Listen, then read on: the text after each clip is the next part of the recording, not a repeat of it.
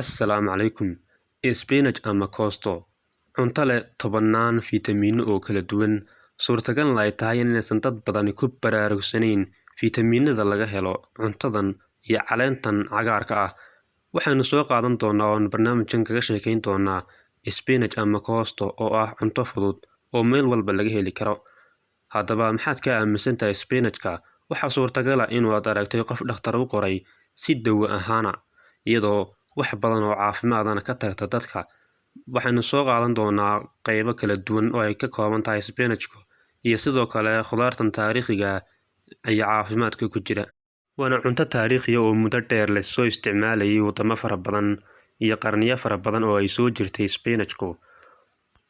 Waxaan ku bilownay spinach waa khudaarta caleenta ah ee ka baxda reestos madow ee cagaaran qiyaastii waa 8 ilaa 10 inch dhan.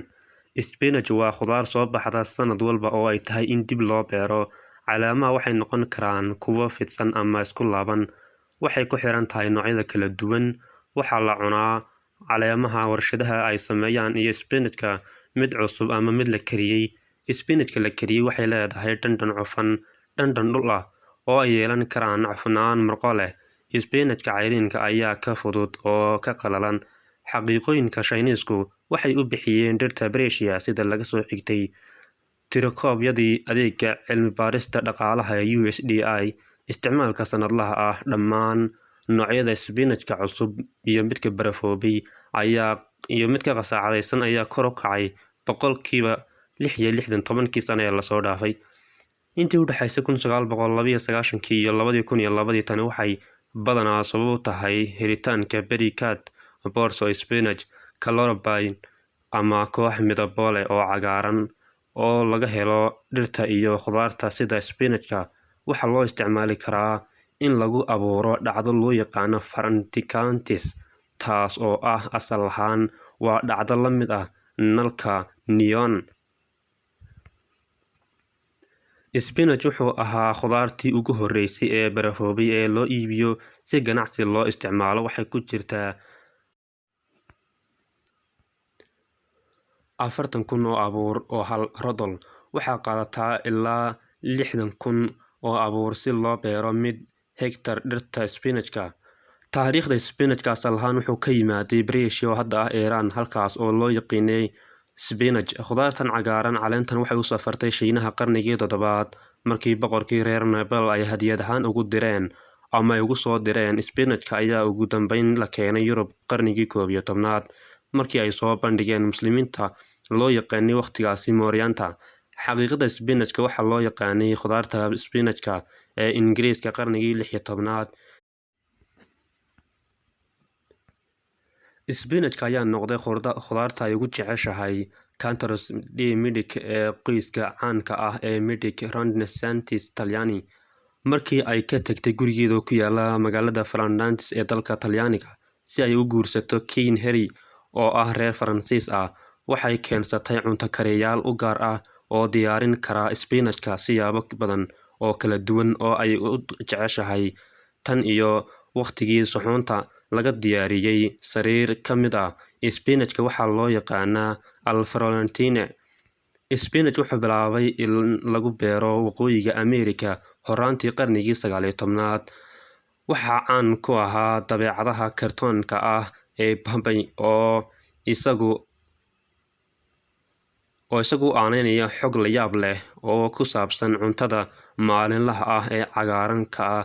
Khudaarta caleenta xaqiiqada Markii Bombay wuxuu sameeyay kulankiisii ugu horreeyay Janaayo 17, 1929. Spinachka ayaa noqday kan saddexaad ee ugu caansan, halka uu ku soo koray spinachku meelo fara badan oo adduunka ah oo uu ku soo raaxaystay meelo badan oo adduunka ah. Spinachka cusub ayaa la heli karaa sanadka oo dhan, waana cunto markaasi sahay ah oo waaweyn. Waxay ka yimaadeen oo lagu beeraa dalka Mareykanka, gobollada Texas iyo California oo loo beero sidii dalagyo waaweyn. Noocyada caleemaha fudud ama siman oo qaar loo yaqaano spinachka caleenta ah jilicsan ama jilicsan ayaa la heli karaa. Muuqaallo waxay la mid yihiin caleemaha dhadhankoodu uu ka fudud yahay. Sefi noocyadan kala duwan ayaa badanaa la isticmaalaa isbinaajka qasaacadaysan iyo kuwa la qaboojiyey iyo weliba maraqyada, cuntooyinka fudfudud iyo waxyaabaha kale oo la warshadeeyo. Cuntooyinka Sefi wuxuu leeyahay caleemo gaar ah oo cagaaran. Dareenka ayaa ka duwan kan caleenta fidsan, laakiin si isku mid ah ayuu ugu sii dhadhan fiican yahay. Kana raadi suuqyada waaweyn, waana shay meel walba laga helo.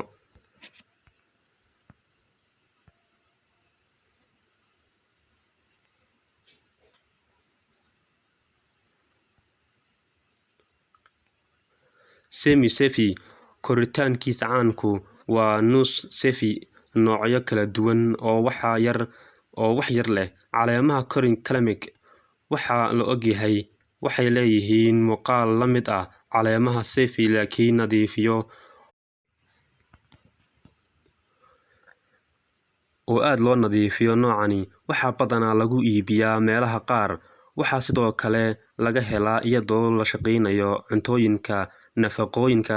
Isbinaajka qayriin waxay ku badan yihiin fitamiin I iyo beta-carotene iyo ilo wanaagsan oo laga helo fitamiin C iyo folate.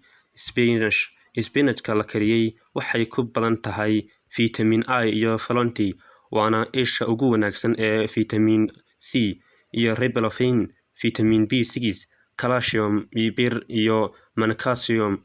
Waana khudaar runtii aad u fitamiin badan, waxaana hubaala in inta badan aan dadka Soomaalidu ku baraarugsanayn, taas oo ay muhiim tahay in la isku baraarujiyo cuntadan fudud iyadoo aan wax badan qaadan karin in dhaqso loo diyaariyo. Khudaartan isbinaajka waxaa laga heli karaa suuqyada waaweyn, balse inta badan dadku kuma baraarugsana. Waxay sidoo kale leedahay qaybo caafimaad oo halkan aynu kusoo koobi karin, kuwaas oo tobanaan nooc u kala baxa. Waana cunto inta badan ay xataa dhakhaatiirtu ay dadka u qoraan oo laga helay. Khudaartan isbinaajkan taariikhiga ah ayaa wadamo fara badan oo caalamka soo maray, tan iyo Shiinaha iyo wadamo fara badan oo reer Yuruba. Khudaartan haatan waxayba aad ugu badan tahay dalka Mareykanka oo waxaa laga soo guraa gobolada Texas iyo California. Dalagyo waaweyn oo beeraha oo isbinaajku ka baxa. Sidoo kale qaaradan Afrika ayaa haatan caan aad uga ah. Waana khudaar suuqyada waaweyn laga heli karo mar walba. Waana mid fudud oo ku bislaan karta wax ka yar 10 ilaa 20 ilbiriqsi. Waa cunto u baahan in la uumiyo oo keliya, oo aan kaaga baahnayn dab iyo wax aad u fara badan iyo in lagu mashquulo. Waxaana lagu cuni karaa noocyo kala duwan iyo siyaabo kala duwan. Markaan eegno taariikhdeeda caanka ah ee caanka ku soo baxday, marka la eego qoyskii Talyaaniga ahaa ee markaa gabadhii doonaysay inay guursato ninka Faransiiska ah, waxay keensatay dad u kariya cuntadan isbinaajka sidii ay rabtay, taas oo ay markaas ugu diyaar garoobayso cuntadan ka helitaankeeda caanka ah ee isbinaajka. Waxaan leenahay hal ogaado isbinaajka waa cunto fitamiin leh oo aad u wanaagsan. Qodobkan intaas ayuu ku egyahay.